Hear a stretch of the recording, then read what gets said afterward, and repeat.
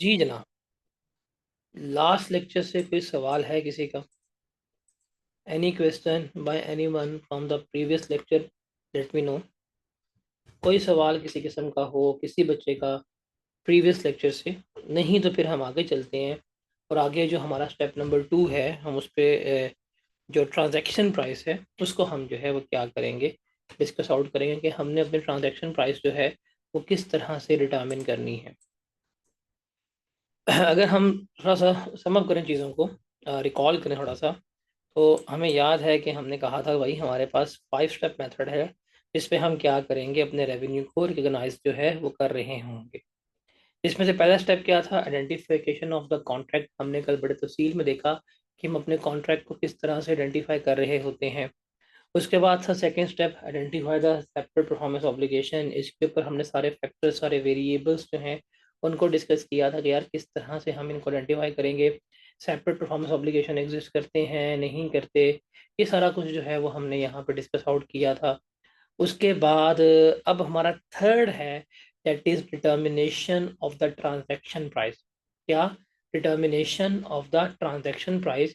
कि हमने देखना है कि जो हमारे ट्रांजैक्शन प्राइस है हम इसको किस तरह से डिटर्मिन करेंगे, कौन से फैक्टर्स हैं जो इसमें इन्वॉल्व होंगे, जिसको हम क्या कर रहे होंगे, लेकर चल रहे होंगे। तो थर्ड, उसके बाद एलोकेशन, और एंड पे फिर हम उसको वाइंड अप कर रहे होंगे। तो मैं उम्मीद करता हूँ कि आप लोगों को अभी तक जितनी हमारी डिस्कशन हुई है इस चैप्टर में कोई चीज़ जो है वो मुश्किल नहीं लगी होगी। आई एम लाइक, इस उम्मीद से जो है वो मैं स्टार्ट कर रहा हूँ कि कल के लेक्चर में आप लोगों को कोई किसी किस्म की प्रॉब्लम, कोई किसी किस्म का इशू जो है वो फेस नहीं हुआ होगा। ऐसा ही है।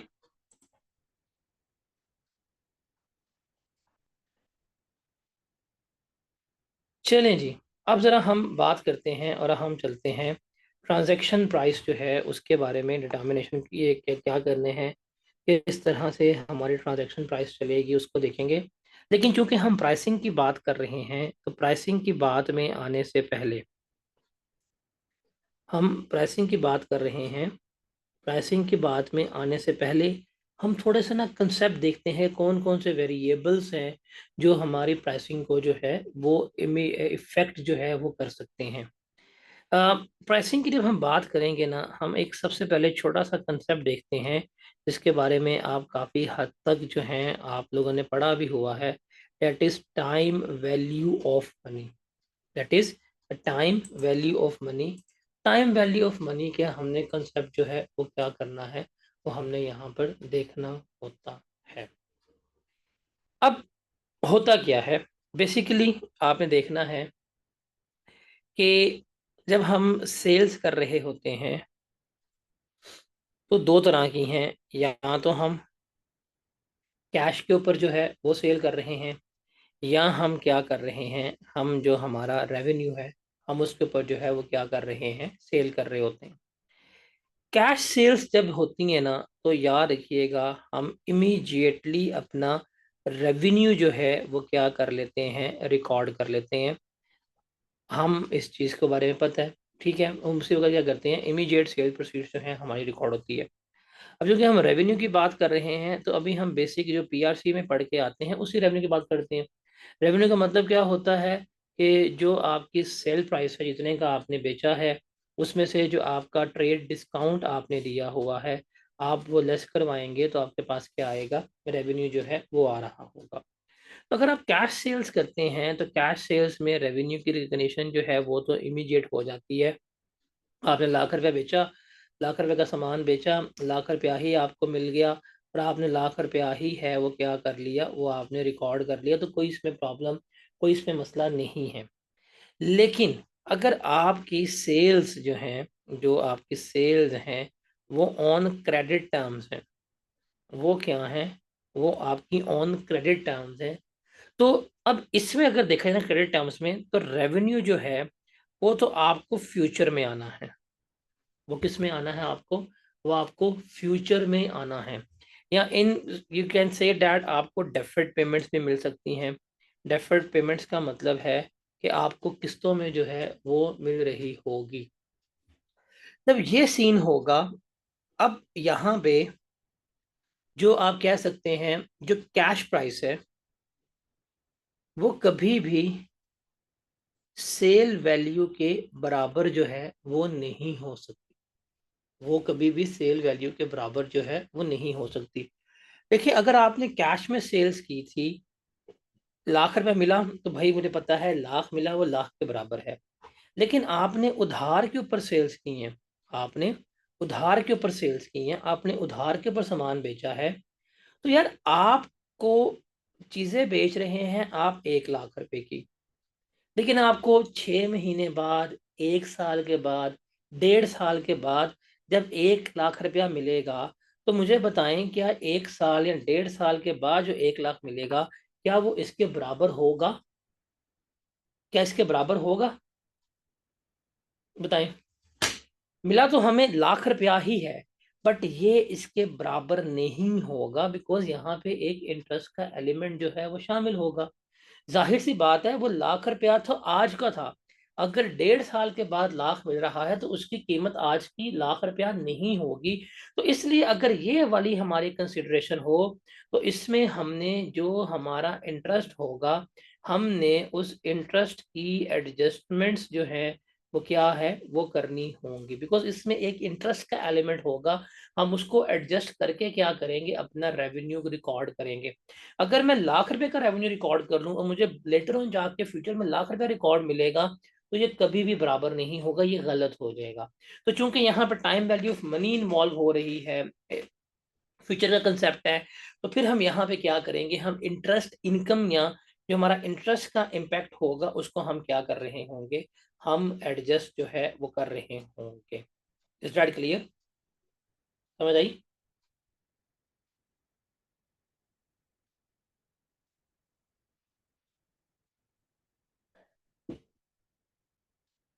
आ, इसको हम एग्जाम्पल समझते हैं। एक कंपनी है,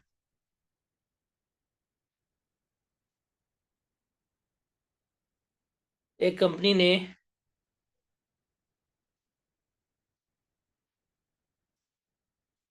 sales machine on 1 January 2025।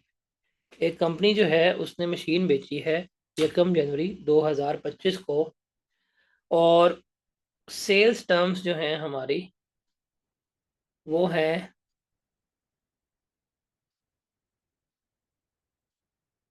Will receive ₹5 million on 31 December 26। Means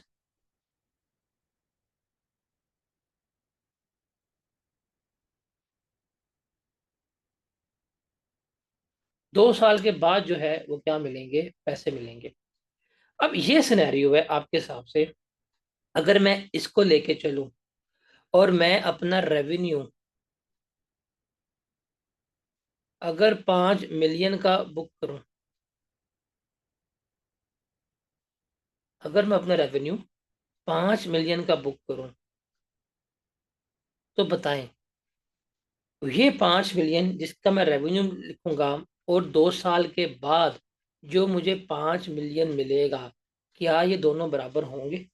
सोच के जवाब दीजिएगा।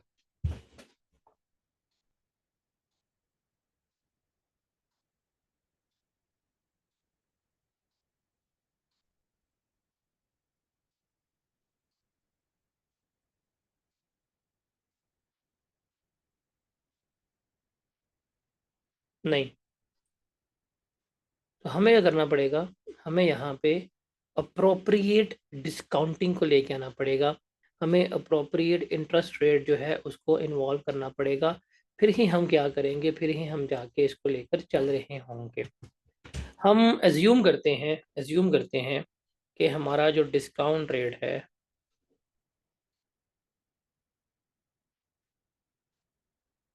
वो है 6%। वो क्या है? 6% है। अब हम यहाँ पे डिस्काउंटिंग को लेके आएंगे। जब हमने सेल्स की जब हमने सेल्स की फर्स्ट जनवरी डिस्काउंट रेट लेंगे, इंटरेस्ट रेट इन्फ्लेशन रेट ही लेंगे यहाँ पे।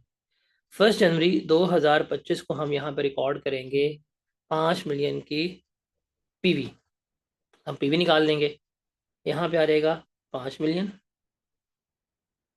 आपका इंटरेस्ट रेट है 6%, तो ये हो जाएगा 1.06। 2 साल के बाद है, तो रेस्ट पर -2 करेंगे। बताएं आपकी पीवी कितनी आएगी?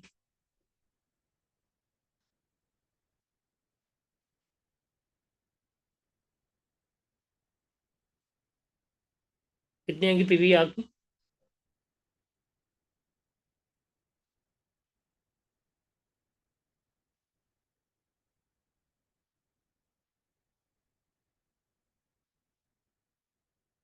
प्रॉपर बताए ना मुझे, पॉइंट्स में तो नहीं आ सकती।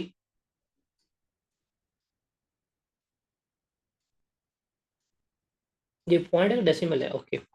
हम एज्यूम करते हैं आपने बताया है मुझे, ये वेरीफाई कीजिएगा। ये आती है 4,449,982।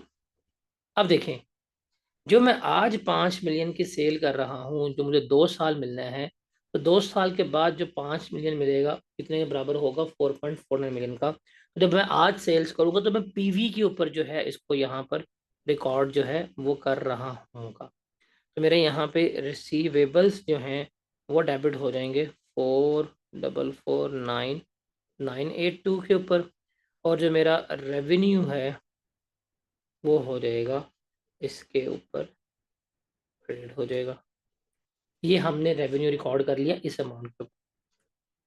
अब हम क्या करेंगे? अब हम इसके ऊपर इंटरेस्ट एक्रू करवाएंगे, because time value of money है, हमने भाई उधार में बेचा है। अब हम इसके ऊपर इंटरेस्ट एक्रू करवाएंगे इस अमाउंट के ऊपर। अब कितना इंटरेस्ट है? 6 महीने का 6% इंटरेस्ट है। हमने कितने पर रिकॉर्ड किए थे अपने रिसीवेबल्स? 4,449,982। इसका लेंगे हम 6%। बताएं इंटरेस्ट कितना आएगा?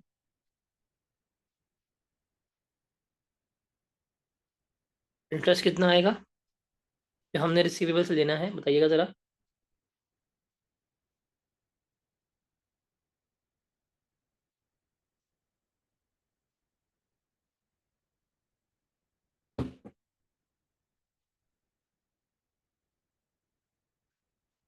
266,999। ये वो इंटरेस्ट है जो हम इन लोगों से क्या लेंगे? हम रिसीव करेंगे। तो हम ईयर एंड के ऊपर क्या एंट्री पास करेंगे कि हमारे रिसीवेबल्स जो हमने यहाँ पर रिकॉर्ड किए हैं उनसे हमने इंटरेस्ट लेना है। हम अपने रिसीवेबल्स जो हैं 266,999 से क्या करेंगे? हम डेबिट कर देंगे।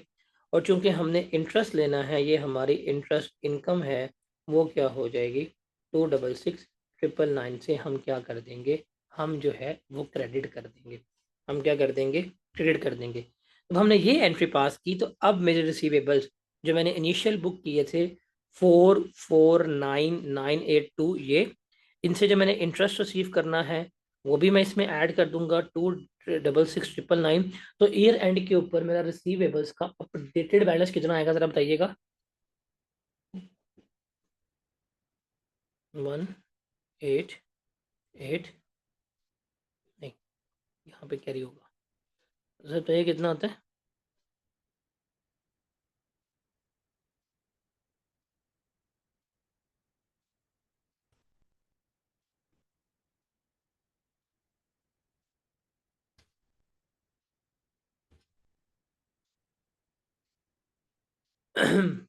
4,7,16,981।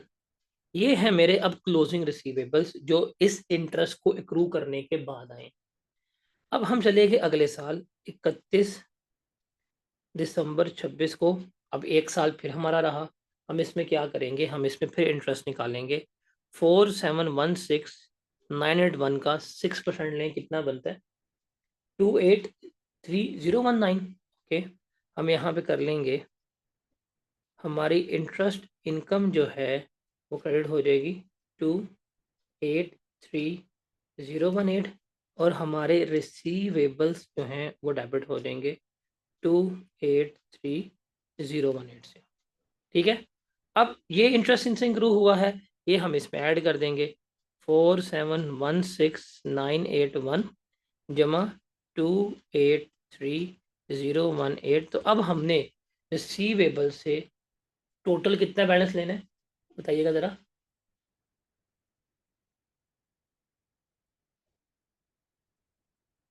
अभी पैसे नहीं मिले ना, अभी पैसे तो होना है। अब इनसे हमने टोटल कितना लेना है, हमने इनसे लेना है टोटल 5 मिलियन। तो 31 दिसंबर को जब हमें 5 मिलियन मिलेगा तो बैंक जो है वो हमारा डेबिट हो जाएगा 5 मिलियन से। अब हमारे रिसीवेबल्स जो हैं वो क्या हो जाएंगे, 5 मिलियन से क्रेडिट हो जाएंगे, ख़त्म हो जाएंगे। तो ये जो हमने सेल्स की थी 5 मिलियन में, क्योंकि वो डेफर्ड पेमेंट्स हमें मिल रही थी, तो उसमें जो इंटरेस्ट इनकम थी हमने उसको भी क्या किया, अकाउंट फॉर जो है वो हमने किया है। Is that clear? तो जब हम ट्रांजैक्शन प्राइस के ऊपर जाएंगे तो इस तरह की चीज़ें जो हैं वो हम क्या करेंगे, वो हम लेकर चल रहे हैं। क्यों भाई दोस्तों, समझ आई?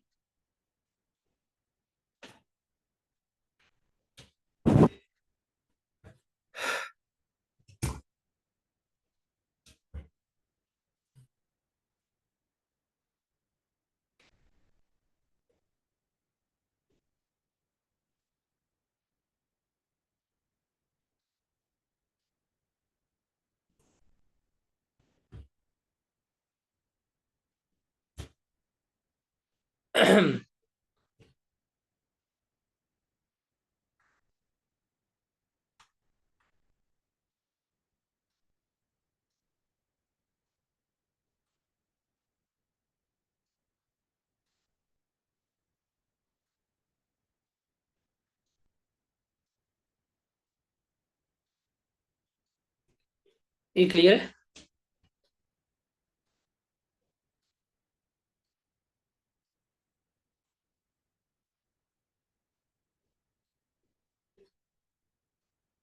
और क्लियर समझते हैं हम।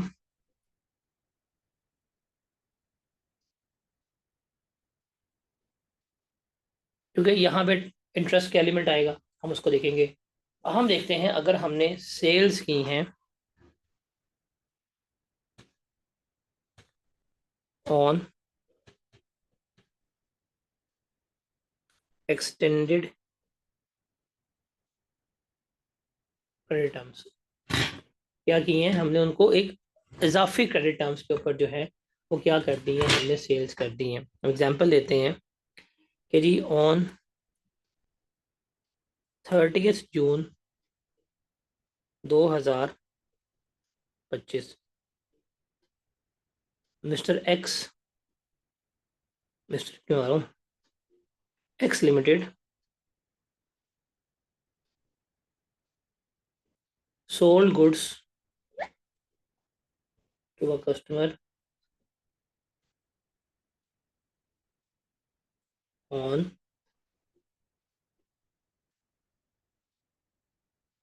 Extended credit terms. आपने उसको उधार के ऊपर जो है वो क्या किया है, आपने उसको ये पेश दिए। वो कहता है जी आपने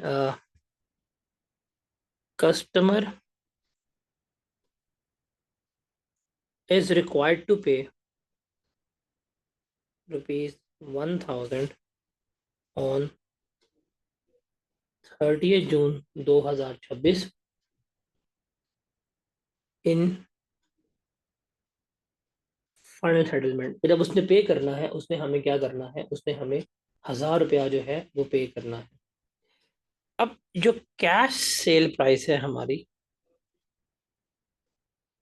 वो है जी हमारी 909 रुपये। और जो हम डिस्काउंट रेट इस्तेमाल कर रहे हैं वो है हमारा 10%। और ईयर एंड है हमारा, डेट इज 31 दिसंबर। हम इसकी जनरल एंट्रीज जो है वो हम पास करेंगे कि क्या और किस तरह से हम उसको लेकर चल रहे होंगे। सवाल समझ आया? ये कैश सेल प्राइस है, ये है हमारे पास कैश सेल प्राइस 909 रुपये। और डिस्काउंट रेट जो है वो है हमारा कितना, 10%। सवाल समझ आया आप लोगों को?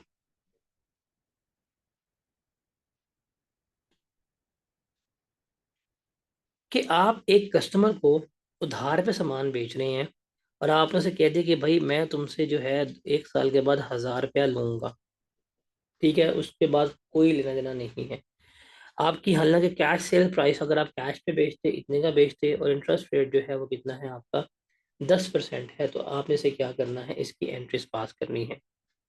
तो इसको ज़रा हम यहाँ पे देखते हैं, हम इसको यहाँ पे समझते हैं क्या है और क्या नहीं है। सबसे पहले हम देखते हैं 30 जून 25 को हमने सेल्स की है, लेकिन वो हमने 1000 रुपया इन फ्यूचर लेना है, अभी नहीं लेना। हमने 1000 रुपया जो है फ्यूचर में लेना है, तो हम तो कैश सेल्स के ऊपर ही रिकॉर्ड करेंगे। अब आपके सामने है, आपके सामने है भाई, 909 की चीज जो है अगर तुम 1000 रुपये में बेच रहे हो, 91 का तुम क्या ले रहे हो, बेसिकली इंटरेस्ट ले रहे हो, ऐसा ही है ना। तो इंटरेस्ट को तो हम यहाँ पे इंटरेस्ट के तौर पे ऊपर ही हमने रिकॉर्ड करना है। तो जब इनिशियली हम अपना रेवेन्यू रिकॉर्ड करेंगे, जो हमारी सेल्स आएंगी वो कैश सेल्स के ऊपर ही आएगी। ये 909 से हमारी सेल्स जो है वो क्या हो जाएंगी, क्रेडिट हो जाएगा। और जो हमारे रिसीवेबल्स हैं वो क्या हो जाएंगे, वो 909 से डेबिट हो जाएंगे। ये तो हम एंट्री पास करेंगे 30 जून को, ऐसे ही है। अब अगली एंट्री हम पास करेंगे, that will be on 31 December, because year and हमारा 31 दिसंबर है। हमने क्या करना है, हमने इंटरेस्ट की एंट्री पास करनी है भाई। आपने सेल्स की है 909 की, इंटरेस्ट रेट है आपका 10%, लेकिन ये साल तो 6/12 बनता है। तो बताएं आपका इंटरेस्ट कितना आएगा, 90.9 का 6 45। तो आपकी जो इंटरेस्ट रिकॉर्ड होगा, आप अपना इंटरेस्ट इनकम रिकॉर्ड करेंगे 45, और आपके जो रिसीवेबल्स हैं वो भी डेबिट हो रहे हैं, किससे, 45 से जो है वो डेबिट हो जाएंगे। तो ये तो आप एंट्री करेंगे इस साल की। अब अगले साल 30 जून को इसकी जो हुई है वो फाइनल सेटलमेंट हुई है। क्या हुई है, अगले साल 30 जून को इसकी फाइनल सेटलमेंट हुई है। तो हाफ इंटरेस्ट आपने यहाँ पे ले लिया और हाफ इंटरेस्ट जो है आपने यहाँ पे लेने हैं। अब आप डिटर्मिन कर चुके हैं कि आपने उससे 1000 रुपया ही लेना है, तो आप क्या करेंगे, अब आप यहाँ पे अपना प्रिंसिपल चेंज नहीं कर पाएंगे। तो 30 जून 2026 को आप उसके फिर इंटरेस्ट निकालेंगे, 10% के हिसाब से 6/12 करेंगे, 45 आएगा। तो आप यहाँ पे लिख लेंगे कि आपकी इंटरेस्ट इनकम जो है वो 45 से क्रेडिट हो जाएगी, और आपका रिसीवेबल्स जो है वो क्या हो जाएगा, 45 से डेबिट हो जाएगा। अब आप देखें आपके रिसीवेबल्स कितने थे, आपके रिसीवेबल्स 909 के, इसमें 45 का एक इंटरेस्ट शामिल हुआ, 45 का एक इंटरेस्ट शामिल हुआ, तो अप्रॉक्सीमेटली 1000 रुपये के ही इक्वल आपके ये हो गए हैं। तो जब इस डेट के ऊपर आपको मिलेगा, तो आपका बैंक अकाउंट जो है वो 1000 से डेबिट हो जाएगा, और आपके रिसीवेबल्स जो हैं वो क्या होंगे, वो आपके 1000 से क्रेडिट जो है वो हो रहे हैं। Is that clear?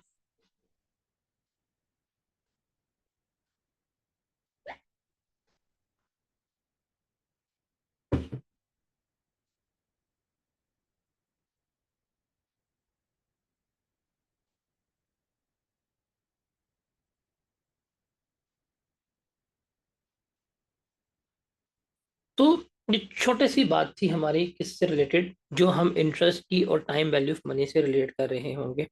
अब जरा वापस आते हैं अपने स्टैंडर्ड के ऊपर। मैंने सिर्फ आपको इंटरेस्ट की कैलकुलेशन थोड़ी सी गाइड करनी थी। हम क्या करेंगे, अब हम उसके ऊपर लेके चल रहे होंगे कि what is a transaction price, और हमने किस तरह से डिटर्मिन करनी है, कौन कौन से इसके फैक्टर्स इन्वॉल्व होंगे वो हम देखेंगे। तो this is third step and important step. आप ट्रांजैक्शन प्राइस को डिटर्मिन कर लेंगे। उस ट्रांजैक्शन प्राइस को डिटर्मिन करने के बाद उसकी एलोकेशन और हमारा चैप्टर जो है वो खत्म हो जाता है। लेकिन अब ट्रांजैक्शन प्राइस होती क्या है, भाई आपको ये चीज़ रीड करनी पड़ेगी, बिकॉज इसमें से आपको थ्योरेटिकल पेपर तो आएगा, थ्योरेटिकल पेपर तो आपको एक्सपेक्टेड है। तो आप इसको इसलिए रीड अगर कर पाएंगे तो बेहतर है, अगर आप इसको रीड नहीं करते तो मुझे अनफॉर्चुनेटली आपको रीड करवाना पड़ेगा। तो what is transaction price, transaction price is the amount of consideration to which an entity expect to be entitle in exchange for transferring goods और सर्विसेज टू अ कस्टमर। क्या बात हो रही है कि भाई ट्रांजैक्शन प्राइस क्या है, ट्रांजैक्शन प्राइस वो कीमत है जो आपने एग्री की है, जो आप क्या करेंगे, जो आप वसूल करेंगे, किसके बदले में, जो आप गुड्स दे रहे हैं या जो आप सर्विसेज दे रहे हैं कस्टमर को, उसके बदले में जो कीमत ली जाएगी वो क्या कहलाती है, ट्रांजैक्शन प्राइस जो है कहलाती है। जैसे अगर यूफोन वाले कहते हैं कि हम आपको सुपर कार्ड देंगे, और वो अगर 1200 रुपये का सुपर कार्ड ले रहे हैं, तो 1200 रुपया इसका ट्रांजैक्शन प्राइस, बिकॉज उन्होंने इस चीज़ की जो अमाउंट कमिट की है वो कितनी है, 1200 रुपया जो है वो कमिट की हुई है। अब इसमें जो थर्ड पार्टी के बिहाफ पे कलेक्शन होगी वो नहीं आएगी। अब थर्ड पार्टी के बिहाफ पे कलेक्शन क्या होगी, जैसे आपको पता है, आप लोग टैक्स पढ़ के आए हैं, आप सेल्स करते हैं। फॉर एग्जाम्पल आपने 1000 रुपये की सेल्स की, ये आपको कहते हैं कि आपने इसके ऊपर जीएसटी भी लेना है, आप इसके ऊपर 180 रुपये का जीएसटी भी लेंगे। टोटल आप कस्टमर से कितना ले रहे हैं, 1180 ले रहे हैं। लेकिन ये 180 आपका नहीं है, ये तो गवर्नमेंट का है। ये किसका है, ये गवर्नमेंट का है, ये थर्ड पार्टी का। तो ये जो पेमेंट्स जो किसी के बिहाफ पे लेंगे, टैक्सेस वगैरह ले रहे होंगे या कमीशंस ले रहे होंगे, वो इसमें से एक्सक्लूड होगी, वो नहीं आएंगी, बल्कि यही जो है आपकी क्या कंसीडर होगी, ट्रांजैक्शन प्राइस जो है वो कंसीडर हो रही होगी। जब हम बात करते हैं कंसिडरेशन की, तो इस कंसिडरेशन में क्या कुछ शामिल हो सकता है, जो हमने कॉन्ट्रैक्ट किया, इसमें फिक्स अमाउंट शामिल हो सकती है कि जी मैंने यहाँ 10 लाख रुपया लेने हैं। इसमें वेरिएबल अमाउंट्स भी शामिल हो सकती हैं कि इतने परसेंट काम का इतना लूंगा या इतने परसेंट कितनी कमीशन लूंगा। तो इसमें फिक्स कंसिडरेशन भी शामिल हो सकती है, इसमें वेरिएबल कंसिडरेशन भी शामिल हो सकती है।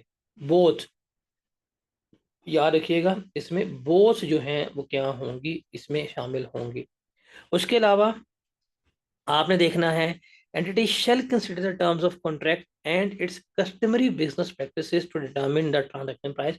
ये जो आपके टर्म्स ऑफ कॉन्ट्रैक्ट है, जो आपकी कस्टमर सर्विसेज हैं, आप उन्हें क्या करेंगे, आप उनको डिटरमिन करेंगे और उसके हिसाब से ही आप क्या कर रहे होंगे, इसको लेकर चल रहे होंगे।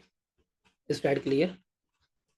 अब सवाल ये है कि ट्रांजैक्शन प्राइस डिटरमिन करना हमारे लिए मुश्किल नहीं है, ट्रांजैक्शन प्राइस डिटरमिन करना हमारे लिए मुश्किल नहीं है, लेकिन हमने देखना है कि ट्रांजैक्शन प्राइस डिटरमिन करने पे कौन कौन से फैक्टर्स जो हैं वो डिपेंड कर रहे होंगे।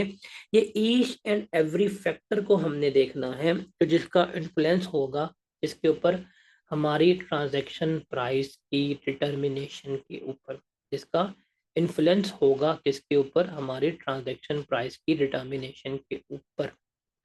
अब ये फैक्टर्स जो हैं वो हमने क्या देखने हैं, वो हमने वन बाय वन जो है वो यहाँ पे देखने हैं। वो कौन कौन से फैक्टर्स हैं जो हमें लाजमी कंसिडर करने पड़ेंगे। हम देखेंगे कुछ वेरिएबल कंसिडरेशन है, जैसे आप कह सकते हैं discounts, refunds, price concessions, bonuses, penalty. For example आप कहते हैं कि जी अगर मैं प्रोडक्ट सेल कर रहा हूँ, अगर मैं 1000 प्रोडक्ट्स बेचूंगा, आप मेरे से 1000 प्रोडक्ट्स लेंगे, तो मैं आपको 5% डिस्काउंट दूंगा। अगर आप मेरे से 2000 प्रोडक्ट्स लेंगे तो मैं आपको एडिशनल 2.5% डिस्काउंट दूंगा। अगर आप मेरे से 5000 प्रोडक्ट्स खरीदेंगे तो मैं आपको 20% डिस्काउंट दूंगा। अब ये एक वेरिएबल कंसिडरेशन है जो आपने उसको दे दी है। अब इस डिस्काउंट की वजह से जाहिर सी बात है, लाजमी सी बात है, आपकी ट्रांजैक्शन प्राइस पे इम्पैक्ट आएगा। आप ये कह सकते हैं कि जी आपने सेल्स ऑन रिटर्न बेसिस की है कि मैं तुम्हें गुड्स बेच रहा हूँ, हमारे पास 30 दिन का टाइम है, अगर 30 दिन के टाइम में किसी भी गुड्स का रंग खराब हो गया तुम वापस कर सकते हो, मैं तुम्हें रिफंड दे सकता हूँ। अब ये एक इतना बड़ा वेरिएबल आपने साथ कंटीजेंट कर दिया है कि वापस आ सकता है। जैसे आप लोगों ने अक्सर देखा होगा, आप लोग कभी आप लोगों ने शॉपिंग की है ऑनलाइन, ये जो कैश ऑन डिलीवरी वगैरह मंगवा रहे होते हैं, कभी की है आपने।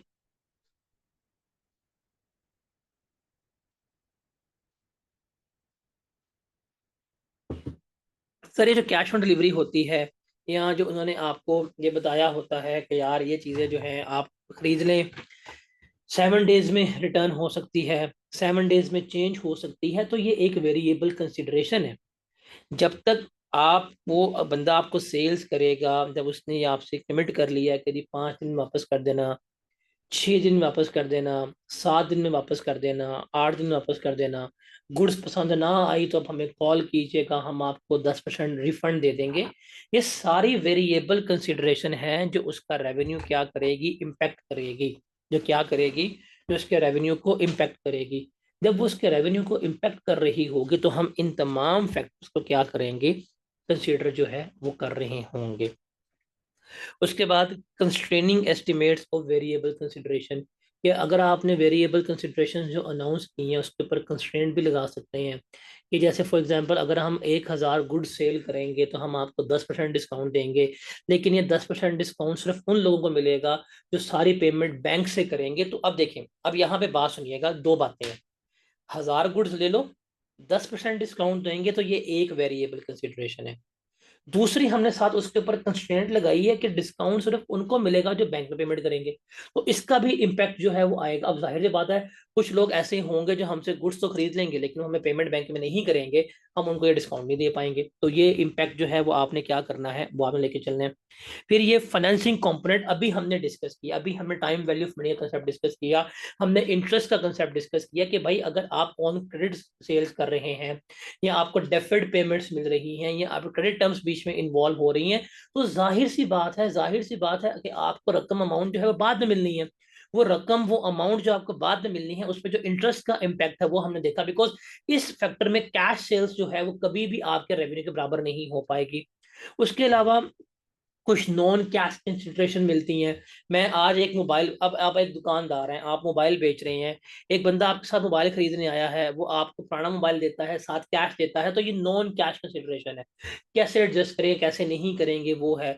आप एक काम करते हैं, आप एक कंपनी हैं, आप एक अपने कस्टमर को सर्विसेज देते हैं, वो आपको कुछ कैश दे देता है, कुछ प्लॉट दे देता है, या कुछ लेबर मटीरियल इस तरह की चीज दे देता है, तो उसको हम किस तरह अकाउंट फॉर करेंगे ट्रांजेक्शन प्राइस को डिटर्मिन करने के लिए, इसको हम यहाँ पे देख रहे होंगे। या समटाइम्स क्या होता है कि आपको कंसिडरेशन कस्टमर को पे करनी होती है। क्या करनी होती है? आप कस्टमर्स को अमाउंट्स जो है पे कर रहे होते हैं अपनी सेल्स वगैरह जो है वो जनरेट करने के लिए। आप कॉन्ट्रैक्ट्स देते हैं, आप डिस्काउंट कूपन्स देते हैं, आप इंसेंटिव्स देते हैं कि अगर तुमने हमसे 10,000 गुड्स खरीद ली तो हम तुम्हें लाख रुपए इनाम देंगे। इस तरह के आपने अक्सर देखा होगा दराज के ऊपर या इस 11 के ऊपर सेल्स आई होती है कि जी आप हमसे खरीदारी कर ले, हम आपको ये चीज देंगे, हम वो देंगे, हम ये करेंगे, हम वो करेंगे। तो ये पेएबल टू कस्टमर्स है, आप जिस पे आपकी ट्रांजैक्शन प्राइस में कमी आ रही है।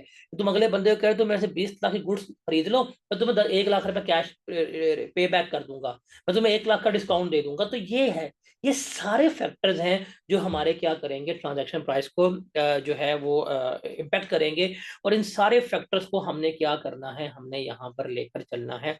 वन बाय वन चलेंगे, वन बाय वन डिस्कस करेंगे वेरिएबल कंसिडरेशन क्या है, वेरिएबल कंसिडरेशन पे कंस्ट्रेंट्स क्या है, फाइनेंशियल थोड़ी सी मैंने आपको भी बता दी है।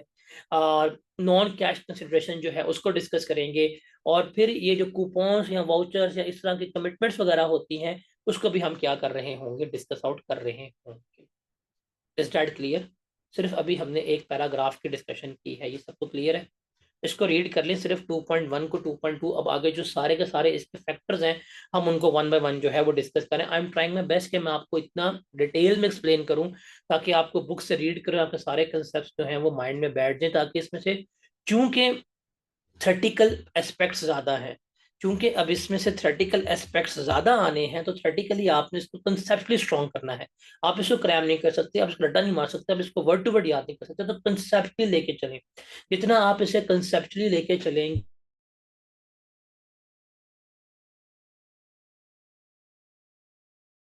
Is that clear?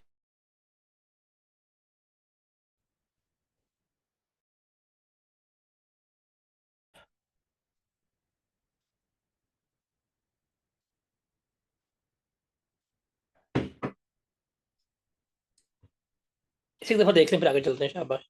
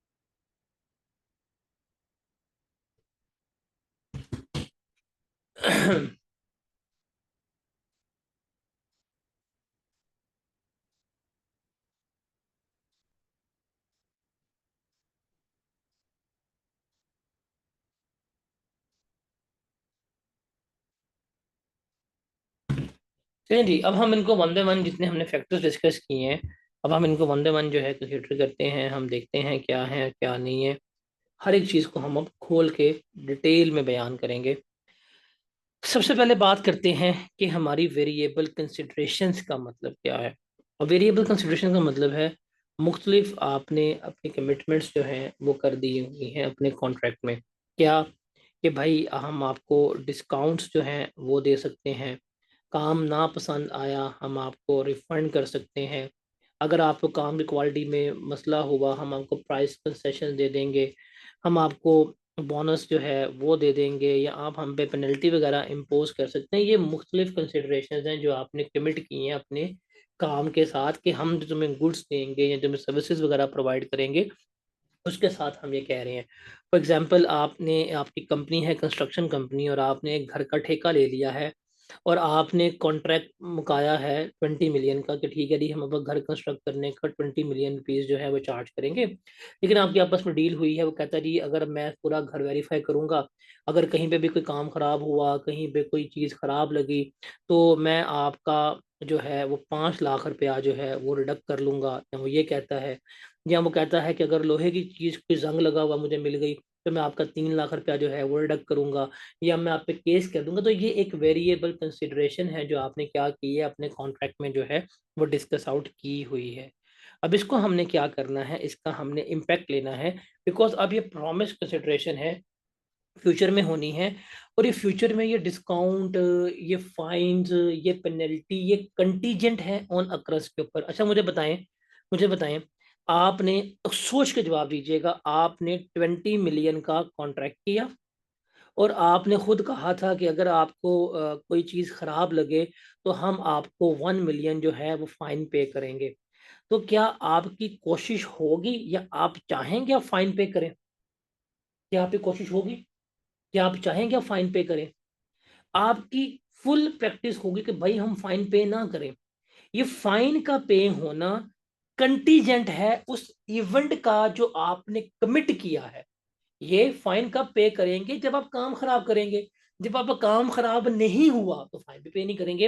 लेकिन अब इसको आपने क्या करना है, इस जो फाइन की आपने कमिटमेंट की है इसको अब आपने क्या करना है, इनकॉर्पोरेट जो है वो करना है।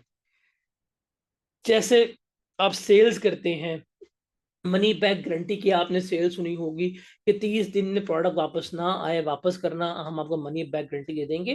तो ये कंसिडरेशंस आपने खुद बीच में इम्पोज किया कि भाई हम ये कर देंगे, हम ये कर देंगे, हम वो कर देंगे, हम ये कर देंगे।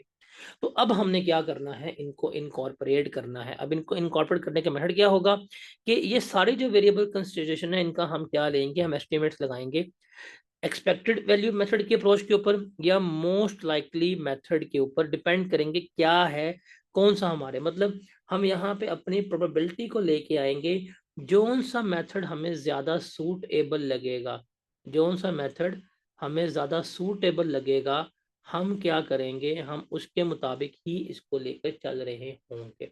तो एक्सपेक्टेड वैल्यू मेथड के मोस्ट लाइकली आउटकम क्या है वो हम देखेंगे, या हम देखेंगे मोस्ट लाइकली अमाउंट मेथड के हमें कितना खर्चा पड़ सकता है on the basis of past practices, business customs वगैरह, हम उसको देख लेंगे। अब इसको जरा हम एग्जांपल से समझते हैं। अब हमने जितनी भी वेरिएबल कंसिडरेशंस जो हैं इनको हमने अकाउंट फॉर करना है, तो दो चीज़ें जो हैं वो हम क्या करेंगे, वो हम यहाँ पर लेकर चल रहे होंगे। कौन कौन सी? या तो हम देखेंगे एक्सपेक्टेड वैल्यू, या हम देखेंगे मोस्ट लाइकली अमाउंट जो हमें क्या करनी पड़ेगी, इनकम करनी पड़ेगी। अब हम कुछ एग्जाम्पल्स इसको देखते हैं। जैसे कहते हैं जी, Tayyab company enters into a contract to build an oil rig for rupees 100 million. अब कॉन्ट्रैक्ट किया इन्होंने कितने का, कि ये 100 मिलियन की ऑयल रिग जो है वो बनाएंगे। If the oil rig is not completed on time, अगर टाइम पे ना हुआ, there will be a 20 million penalty, इनको 20 मिलियन पेनल्टी जो है वो जो है पे करनी पड़ेगी। अब ये 20 मिलियन की पेनल्टी जो है वो किसके ऊपर कंटीजेंट है, वो कंटीजेंट है ऑन नॉट कंप्लीशन के। क्या आपकी कोशिश होगी कि आप कंप्लीट ना करें? बताएं जरा। आपकी कोशिश होगी कंप्लीट ना करें टाइम पे, आपकी कोशिश होगी भाई हम टाइम पे कंप्लीट करें। आप मैक्सिमम इस पेनल्टी को अवॉइड करना चाहेंगे। आप क्या करने चाहेंगे? आप मैक्सिमम जो है आप इस पेनल्टी को अवॉइड करना चाहेंगे। लेकिन अब ये इवेंट तो है और ये मोस्ट लाइकली इवेंट है, तो भाईजान अब क्या करना है, आपने इसको अकाउंट फॉर करना है। बिकॉज अगर अब यहाँ पे आपको पता है यार मुझे 20 मिलियन की पेनल्टी पड़ सकती है, और अगर आप इस पेनल्टी को अकाउंट फॉर नहीं करेंगे तब आपकी गलती। प्रूडेंस कंसेप्ट जो अकाउंटिंग कहता है कि इनकम जो है वो आपकी ओवर स्टेट नहीं होनी चाहिए, अंडर स्टेट नहीं होनी चाहिए, ये भी आप नहीं करेंगे। तो फिर कहते हैं Tayyab company has build similar oil rigs before, उसने पहले भी ऐसी ऑयल रिग्स बनाई हुई हैं, एंड 90% चांस है oil rig will be completed on time. अब देखें 10% चांस है कि ये कंप्लीट नहीं होगी, 90% चांस है वो क्या होगी, वो हमारी कंप्लीट हो जाएगी। तो मोस्ट लाइकली अमाउंट जो है वो यही है कि भाई 90% जो है वो हमें पड़ेगा, 10% जो है वो हमें क्या करेंगे, वो हमें पंगे पड़ेंगे। तो अगर आप देखें तो इसके दो आउटकम्स हैं, इसके दो आउटकम्स हैं। क्या? भाई 100 मिलियन मिल जाएगा, हम कंप्लीशन कर देंगे ऑन टाइम पे। दूसरा है कि हमें कितना मिलेगा, 80 मिलियन ही मिलेगा।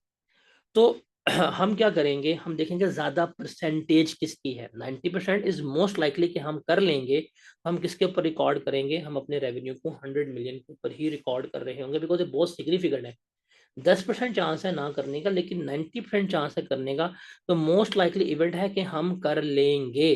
If that is the scenario तो हम क्या करेंगे, अपने रेवेन्यू को फुल अमाउंट के ऊपर ही रिकॉर्ड कर लेंगे। Is that clear?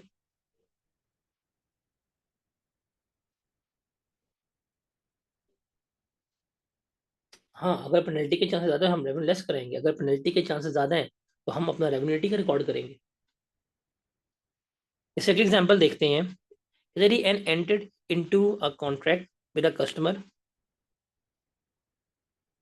अच्छा मैं आपको हिंट दूं, जहां पे भी ना परसेंटेजेस इन्वॉल्व होंगी ना, परसेंटेजेस इन्वॉल्व होंगी, वहां पे आपने एक्सपेक्टेड वैल्यू मेथड पे जाना है। एक्सपेक्टेड वैल्यू परसेंटेज, 10% चांस है, 20% चांस है, 30% चांस है, मल्टीपल परसेंटेजेस हैं, तो वहां पे हम एक्सपेक्टेड वैल्यू जो है वो फाइंड आउट करेंगे। Kitari, an entity enters into a contract with a customer to build an asset for ₹1 million। एक एंटिटी ने कॉन्ट्रैक्ट किया है कस्टमर से एक एसेट को बिल्ड करने का, कितने का, 1 मिलियन का। इन एडिशन, इसके अलावा, the terms of the contract include a penalty of ₹1,00,000 if the consideration is not completed with in 3 months. अगर 3 मंथ्स में ना हुआ तो आपको 1 लाख रुपया जो है वो क्या करना पड़ेगा, पे करना पड़ेगा। रिक्वायरमेंट है using the expected value approach, determine the transaction price if 40% chance of completing the contract, if there is 40% chance कि हम कॉन्ट्रैक्ट कंप्लीट कर लेंगे, और 60% चांस है कि हमारा जो डिले जो है वो 3 to 5 डेज का होगा। 3 to 5 डेज का होगा। अब दोनों इवेंट्स को अगर आप ध्यान से देखें, दोनों इवेंट्स को आप ध्यान से देखें, कॉन्ट्रैक्ट आपने किया 1 मिलियन का और नहीं होगा तो 1 लाख रुपया की जो है वो क्या मिलेगी, आपको पेनल्टी मिलेगी। इसका मतलब ये जो 9 लाख रुपया है ये तो श्योर है, दोनों केसेस में ये 100% 9 लाख रुपया आपको पड़ना ही पड़ना है, ऐसे है ना। ये 9 लाख रुपया आपको मिल जाना है, इसके ऊपर मसला नहीं है। मसला किसकी हैपनिंग और नॉन हैपनिंग का है? 1 लाख रुपए की। मसला किसकी हैपनिंग का और नॉन हैपनिंग का है? 1 लाख रुपए की। इसकी 1 लाख रुपए की हैपनिंग और नॉन हैपनिंग का है। तो हमारे लिए वेरिएबल कंसिडरेशन कौन सी है इस 10 लाख में? हमारे लिए वेरिएबल कंसिडरेशन कौन सी है? हमारे लिए वेरिएबल कंसिडरेशन है इस 1 लाख। हमारे लिए वेरिएबल कंसिडरेशन क्या है? ये 1 लाख है। अगर 40% चांस है हम इसको कंप्लीट करेंगे, इसका मतलब क्या होगा कि पेनल्टी के हमें चांसेस कितने हैं? 40% है।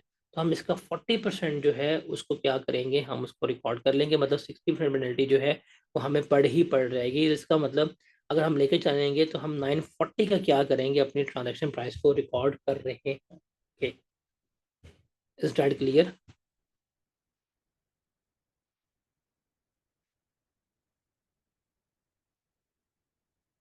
तो 60% था, हम टाइम पे कंप्लीट नहीं कर पाएंगे, तो 60% का मतलब है 60,000 हमें पेनल्टी पड़ेगी। वो 60,000 पेनल्टी पड़ेगी, वो हम रेवेन्यू से निकाल देंगे। हम 940 का क्या करेंगे, इसको रिकॉर्ड कर रहे होंगे। ये एग्जांपल देखते हैं, दिस इज गुड एग्जांपल।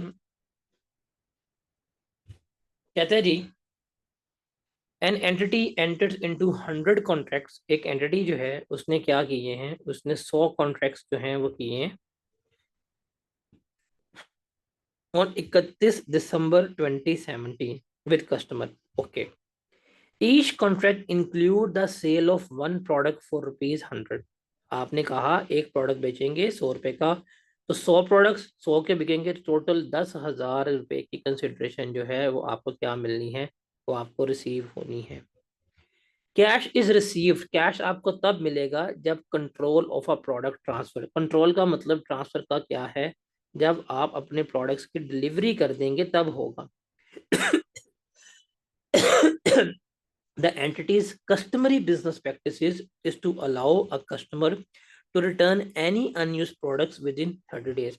आपकी पॉलिसी क्या है कि आप 30 दिन के अंदर अंदर अपनी गुड्स जो हैं वो क्या कर सकते हैं, रिटर्न कर सकते हैं और फुल रिफंड जो है वो ले सकते हैं। Entity cost of each product is 60, और जो आपकी कॉस्टिंग है वो कितनी है, 60 रुपए की है। Using the expected value method, ठीक है, आपने एक्सपेक्टेड वैल्यू मेथड पे जाना है। Entity estimate that 97 products will not be return, 97 products वापस नहीं होंगे, ये आपको फॉर श्योर है। आपको ये 97 प्रोडक्ट्स की वापसी नहीं होगी, इसकी सेल्स आपको आनी ही आनी है। The entity estimates that cost of recovering the products will be immaterial and expects that return products can be resold at a profit। कि जो कॉस्ट ऑफ रिकवरी है वो इमटेरियल है और हम क्या करेंगे, उनको बाद में बेच सकते हैं, ये आपका सवाल है। परपेचुअल इन्वेंटरी सिस्टम को फॉलो करते हुए हमने देखना कि अगर 3 प्रोडक्ट्स वापस हों क्या होगा, 2 प्रोडक्ट्स वापस हों तो क्या होगा, 4 प्रोडक्ट्स वापस हों तो क्या होगा, हमने इसको जो है वो क्या करना है, रिकॉर्ड करना है। सवाल समझ आया आप लोगों को? शाबाश, जरा देखें जल्दी से, सवाल समझ आया?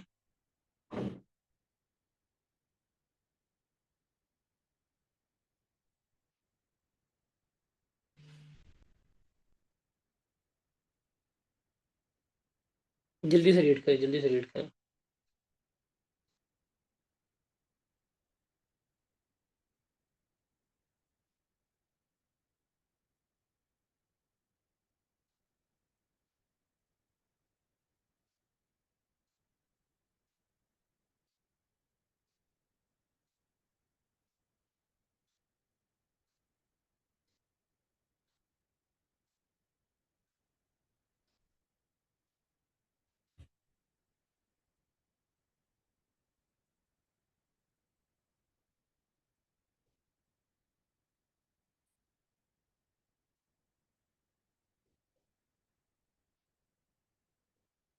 अब देखिए जरा, ये सारी कहानी हुई है हमारी कब, 31 दिसंबर को। तो 31 दिसंबर को ना, जो हमारा अकाउंटेंट है वो एक पूरी एक कहानी जो है वो देख लेगा। देखें जी, कहानी क्या है कि हमने 100 प्रोडक्ट्स बेचे हैं, उसने कहा है cash is receive when a control of the product transfer, जैसे ही आप प्रोडक्ट ट्रांसफर करेंगे कैश मिल जाएगा। और उसने कहा है कि दिसंबर में आपने प्रोडक्ट ट्रांसफर कर, जिसका मतलब सारे का सारा कैश आपको मिल चुका हुआ है।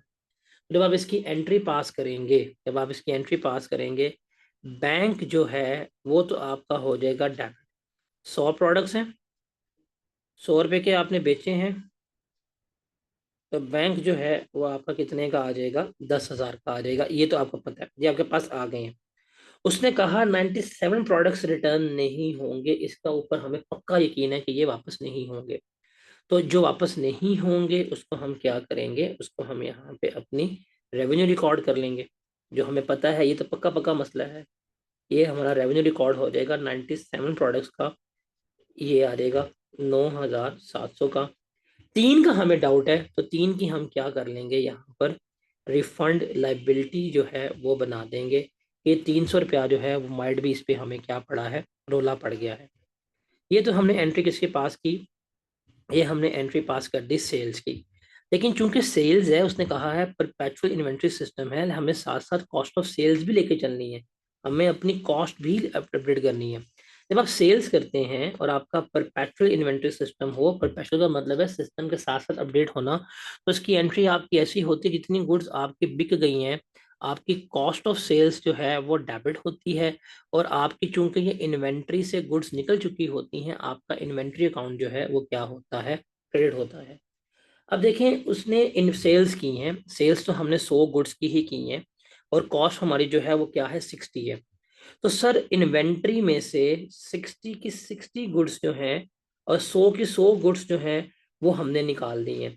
तो ये करेंगे, 6,000 रुपये से मेरी इन्वेंट्री तो कम हो गई है, लेकिन सारी सेल्स नहीं हुई। सेल्स पे जो कंफर्म हुई हैं, जो मेरी कॉस्ट ऑफ सेल्स का पार्ट बनेंगी, वो 97 बनेंगी। तो 97 × 60 करें, कितना आएगा? 97 × 60 है 5820। अब अपनी कॉस्ट ऑफ सेल्स को रिकॉर्ड करेंगे 5820 का। बाकी जो है आपका बैलेंस नहीं हो रहा, ये आपका अभी एसेट ही रहेगा। आप इससे राइट टू सेल्स कह देंगे कि अभी ये सेल्स नहीं हुई, ये इसके ऊपर डाउट है। ये आपका राइट टू सेल आ जाएगा कितने का, 180 का रिकॉर्ड हो रहा होगा। तो ये एंट्री आप करेंगे कॉस्ट वालों के लिए, ये एंट्री आप करेंगे इसके लिए, ये एंट्री आप करेंगे सेल्स वालों के लिए। आप इसको लेके चलो, ठीक है।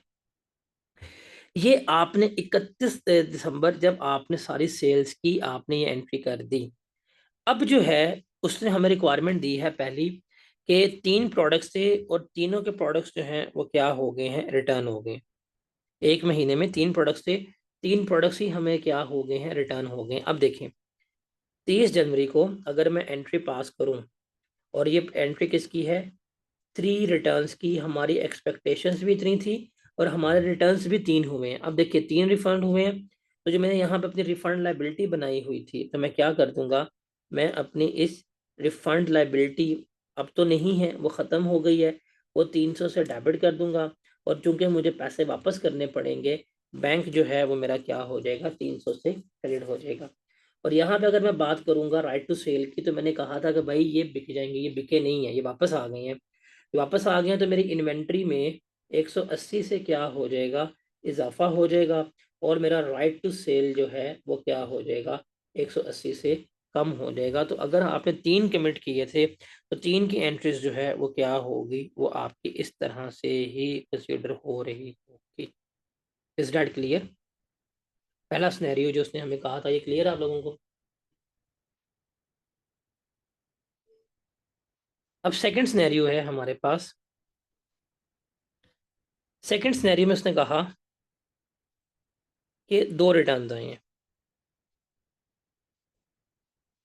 कितने रिटर्न आए हैं? 2 रिटर्न आए हैं। अब देखें, हमने अपनी रिफंड लाइबिलिटी बनाई हुई थी 3 के लिए, हमें 2 रिटर्न आए हैं, इसका मतलब एक हमारी पक्की पक्की सेल्स हो गई है। तो हम अपनी सबसे पहले जो है वो अपनी रिफंड लाइबिलिटी को तो ख़त्म कर देंगे, 300 से तो हो गई वो debit.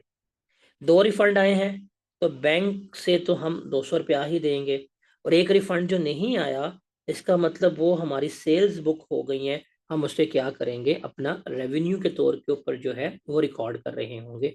And same goes with this, and same goes with this. देखिए 2 रिटर्न्स आए हैं, तो इन्वेंट्री जो है वो हमारी डेबिट हो जाएगी 200 से, 120 से। 2 रिटर्न्स हमारे हुए हैं, क्या हुए हैं, 2 रिटर्न्स हुए हैं। राइट टू सेल चूंकि हमने 3 का था, वो हमारा 180 से ही क्रेडिट हो जाएगा। और एक जो हमारी सेल्स हो गई जिसकी हम एक्सपेक्टेशन नहीं कर रहे थे, उसको हम क्या करेंगे, कॉस्ट ऑफ सेल्स का पार्ट बना देंगे। तो ये हम इसकी एंट्री जो है वो पास कर रहे होंगे। ये 2 एंट्रीज आप लोगों को क्लियर है? सबको जरा बताइएगा।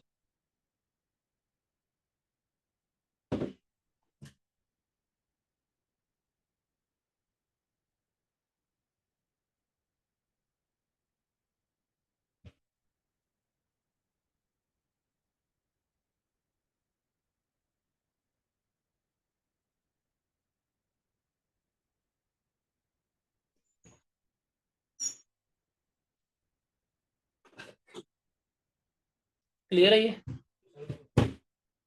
अब आखिरी है, अब आखिरी, आखिरी पे उसने कहा था कि हमें 4 गुड्स रिटर्न करनी पड़ गई हैं। थर्ड सिनेरियो है हमें 4 रिटर्न्स करनी पड़ गई। अब देखें, हमने अपनी रिफंड लाइबिलिटी कितनी बनी, 300 की।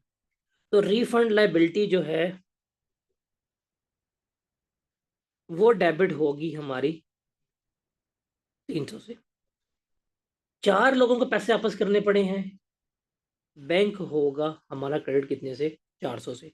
और चूंकि एक हमारी सेल वापस हो गई है तो हमारा रेवेन्यू जो है वो क्या हो जाएगा, डेबिट हो जाएगा। और अगर आप कॉस्ट ऑफ सेल्स की बात करें, अगर आप कॉस्ट ऑफ सेल्स की बात करें, तो सर आपने कहा था आपकी सेल्स जो हैं वो वापस आ गई हैं, 4 गुड्स हैं। हैंग हो गया, सब्र कीजिए। तो 4 गुड्स आई हैं वापस। इन्वेंट्री जो है आपकी 6 इंटू 4 240 से निकली। आपका राइट टू एसेट्स था ये 180 का, ये इससे कम हो गया। और एक आपकी कॉस्ट ऑफ सेल्स 60 की रिवर्स हो गई है। तो इस तरह से आप क्या करेंगे, आप इनको रिकॉर्ड कर रहे हैं। सर ये है आपका वेरिएबल कंसिडरेशन, जिसको हम क्या कर रहे होते हैं, लेकर चल रहे होते हैं। ये सवाल समझ आया आप लोगों को कि रेवेन्यू की रिकग्निशन कैसे होगी, और जो वेरिएबल कंस्ट्रेंट्स हैं जो इनको इम्पेक्ट कर रहे हैं, हम उसको कैसे अकाउंट फॉर करेंगे, ये आप सबको क्लियर है। That was a good question. इस सारे कंसेप्ट को समझने के लिए हमारी इन्वेंट्री की भी प्रैक्टिस हो गई, हमें कॉस्ट ऑफ सेल्स का भी पता चल गया। तो फिर हमने क्या किया कि है क्लियर है ये।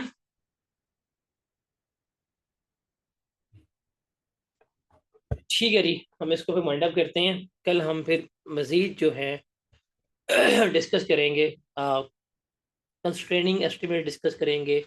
फाइनेंसिंग कंपोनेंट्स मैंने डिस्कस आज करवा दिए हैं, बट कल मैं आपको सवाल करवा दूंगा। कल फिर हम इसको देखेंगे, वाइंड अप करते हैं। Got it.